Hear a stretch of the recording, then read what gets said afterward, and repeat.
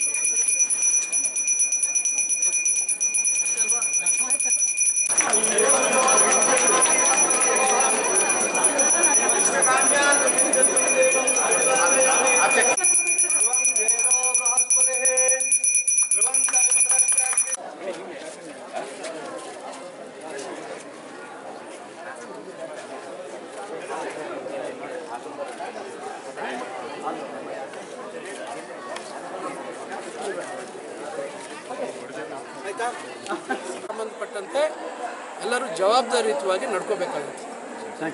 ಇದು ಬಹಳ ಮುಖ್ಯವಾದಂಥ ವಿಚಾರ. ಆ ರೀತಿ ಕೋಟಾಲ್ ಏನೋ ಆಗಿದ್ರೇನೋ ಗೊತ್ತಿಲ್ಲ, ಅವ್ರನ್ನೇ ಕೇಳೋಣ, ತೊಂದರೆ. ಬಹುಶಃ ಅದು ಅವ್ರ ಪಕ್ಷದಲ್ಲಿ ಆ ರೀತಿ ಕೋಟಾ ಸಿಸ್ಟಮ್, ಯಾಕಂದರೆ ಯತ್ನಾಳ್ ಅವ್ರು ಹೇಳಿದ್ರಲ್ವಾ 2000 ಕೋಟಿ ಕೊಟ್ಟರೆ ಮುಖ್ಯಮಂತ್ರಿ ಆಗ್ತಾರೆ, ಮತ್ತೊಂದು ಆಗ್ತಾರೆ ಅಂತ. ಬಹುಶಃ ಅವರು ಅದೇ ಪದ್ಧತಿಯಲ್ಲಿ ಅವರಲ್ಲಿ ಇದ್ದಾರೆ. ನಮ್ಮ ಪಕ್ಷದಲ್ಲಿ ಆ ಪದ್ಧತಿಗಳಿಲ್ಲ. ಸಾಮಾನ್ಯವಾಗಿ ಇಲ್ಲಿ ಟೀಚರ್ ಎಗೋಕೋಟೆ ಟೀಚರ್ ವಿಚಾರ ಕಂಡುಕೊಳ್ಳುಕೊಂಡ ಕೇಂದ್ರ ಸರ್ಕಾರದ ವಿರುದ್ಧವಾಗ ಬಿಜೆಪಿ ಅಲ್ಲ, ಕೇಂದ್ರ ಸರ್ಕಾರದಲ್ಲಿ ಇವತ್ತು ಗ್ಯಾಸ್ ಬೆಲೆ ಮತ್ತೊಂದು ಬೆಲೆ ಇವೆಲ್ಲ ಜಾಸ್ತಿ ಆಗಿತ್ತಲ್ಲ, ಅವತ್ತು ಯಾಕೆ ಜನಾಕ್ರೋಶ ಆಗಲಿಲ್ಲ? ಇವತ್ತು ಹಾಲಿನ ಬೆಲೆ ಯಾರಿಗೆ ಕೊಡ್ತಾ ಇರೋದು? ಹಾಲಿನ ಬೆಲೆ ಇವತ್ತು ಈ ಭಾಗದಲ್ಲಿ ಜನ ಜೀವನ ಮಾಡ್ತಾ ಇರೋದು ಯಾವುದರಲ್ಲಿ? ಬೇರೆ ರಾಜ್ಯಗಳಲ್ಲಿ 52 ರೂಪಾಯಿ ಇದೆ ಲೀಟ್ರಿಗೆ ಹಾಲು, ನಮ್ಮ ರಾಜ್ಯದಲ್ಲಿ ಎಷ್ಟಿದೆ? ಇವೆಲ್ಲ ಗಮನದಲ್ಲಿ ಇಟ್ಕೊಂಡು ರೈತರಿಗೆ ಇವತ್ತು ಅವರಿಗೆ ರಕ್ಷಣೆಗೆ ಬರಬೇಕು ಅನ್ಸತಕ್ಕಂಥ ದೃಷ್ಟಿಯಿಂದ 4 ರೂಪಾಯಿ ಬೆಲೆಯನ್ನು ರೈತರಿಗೆ ನೇರವಾಗಿ ಕೊಡುವಂಥದ್ದು ನಮ್ಮ ಮುಖ್ಯಮಂತ್ರಿಗಳು ಸಂಪುಟದಲ್ಲಿ ಚರ್ಚೆ ಆಯಿತು. ಮತ್ತು ಕರ್ನಾಟಕ ಮಿಲ್ಕ್ ಫೆಡರೇಷನ್ KMF ಅವರು ಕೇಳಿದ್ರು ಸರ್ಕಾರವನ್ನು.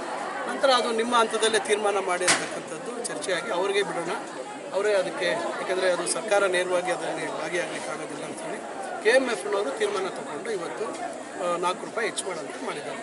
ಅದರಿಂದ BJPಯವರು ರೈತರ ಹೈನೋದ್ಯಮದಲ್ಲಿರ್ತಕ್ಕಂಥ ರೈತರ ವಿರುದ್ಧವಾಗಿದ್ದರೆ ಹೋರಾಟ ಮಾಡಿದ್ರು. ಜನಾಕ್ರೋಶ, ರೈತರು ಬದುಕೋದಕ್ಕೆ ಅವಕಾಶ ಇಲ್ಲ ಅಂತೇನಾದರೂ ಇದ್ದರೆ ಬೇಕಾದ್ರೆ ಹೋರಾಟ ಮಾಡಲಿ, ನಮ್ಮದೇನು ಅಭ್ಯಂತರ ಇಲ್ಲ. ಅದರಿಂದ ಒಂದು ವಿರೋಧ ಪಕ್ಷವಾಗಿ ಅವರು ಏನೋ ಒಂದು ಮಾಡಬೇಕಾಗುತ್ತೆ. ಇದನ್ನ ಹೇಳಿದ್ರು ಬಿಟ್ಟಿ ಭಾಗ್ಯ ಅಂತ ಮಾತಾಡಿದ್ರು, ಇದೆಲ್ಲ ಹೊರೆ ಆಗುತ್ತೆ, ಇದು ಸಾಧ್ಯ ಇಲ್ಲ ಅಂತ ಹೇಳಿದ್ರು. ಅನುಷ್ಠಾನ ಮಾಡಲಿಕ್ಕೆ ಸಾಧ್ಯ ಇಲ್ಲ, ಅನುಷ್ಠಾನ ಆದಮೇಲೆ ಅದಕ್ಕೆ ಬೇರೆ ಬೇರೆ ರೀತಿ.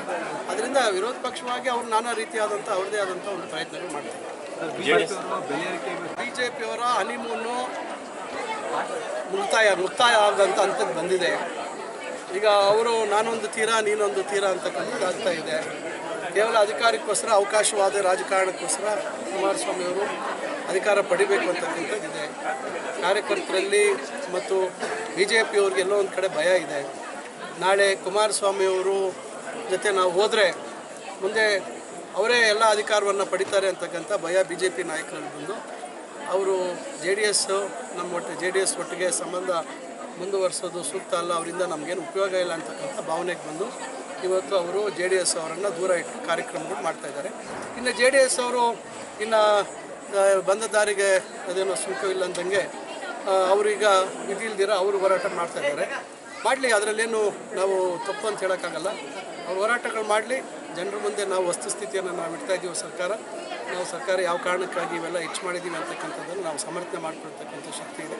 ಅದನ್ನು ನಾವು ಹೇಳಿ ಜನರಿಗೆ ಇವತ್ತು ಗ್ಯಾರಂಟಿಗಳು ಮತ್ತು ಅಭಿವೃದ್ಧಿ ಕೆಲಸಗಳು ಇವೆಲ್ಲವನ್ನು ಸಮರ್ಪಕವಾಗಿ ಕೊಡುವಂಥ ಕೆಲಸವನ್ನು ಮಾಡ್ತಾ ಇದ್ದಾರೆ. ಯಾರ ವಿರುದ್ಧ ಮಾಡ್ತಾ ಇದ್ದಾರೆ ಅಂತಕ್ಕಂಥ ಮಾತನ್ನು ಹೇಳ್ತಾ ಇದ್ದೀವಿ. ಬೆಲೆ ಏರಿಕೆ ಯಾರು ಮಾಡಿದ್ರೆ ಯಾರು ಅಂತ ಅಂದರೆ ಕೇಂದ್ರ ಸರ್ಕಾರ ಏನೇ ಬೆಲೆ ಏರಿಕೆ ಮಾಡಿದ್ರೆ ಅದೇನು ಪರವಾಗಿಲ್ಲ. ರಾಜ್ಯ ಸರ್ಕಾರ ಭಾಳ ವರ್ಷಗಳಿಂದ ಏರಿಕೆ ಆಗದೇ ಇರತಕ್ಕಂಥದ್ರ ಬಗ್ಗೆ ಗಮನ ಕೊಟ್ಟು ಇವತ್ತು ನೇರವಾಗಿ ರೈತರಿಗೆ ಅನುಕೂಲ ಆಗ್ತಕ್ಕಂಥ ಕೆಲಸ ಮಾಡಿದಾಗ ಅವರಿಗೆ ಪಾಪ ತಡ್ಕೊಳಕ್ಕಾಗ್ತಾ ಇಲ್ಲ. ಅದರಿಂದ ಅವರು ಆ ಥರ ಮಾಡ್ತಾಯಿದ್ದಾರೆ. ಬಹುಶಃ ಒಟ್ಟಿಗೆ ಮಾಡಲಿ, ರಾಜ್ಯ ಸರ್ಕಾರದ ವಿರುದ್ಧನೂ ಮಾಡಲಿ, ಕೇಂದ್ರ ಸರ್ಕಾರದ ವಿರುದ್ಧ ಮಾಡಿದ್ರೆ ನಾವು ಒಪ್ಕೊಳ್ಳೋಣ. ಆದರೆ ಕೇವಲ ರಾಜ್ಯ ಸರ್ಕಾರದ ವಿರುದ್ಧ ಮಾಡೋದು ಎಷ್ಟು ಸರಿ ಅಂತಕ್ಕಂಥದ್ದು ನಾವು ಕೇಳಬೇಕಾದಂಥ ಪ್ರಶ್ನೆ. ಮತ್ತೊಂದು ಕಡೆ JDS ಪಕ್ಷ ಕೂಡ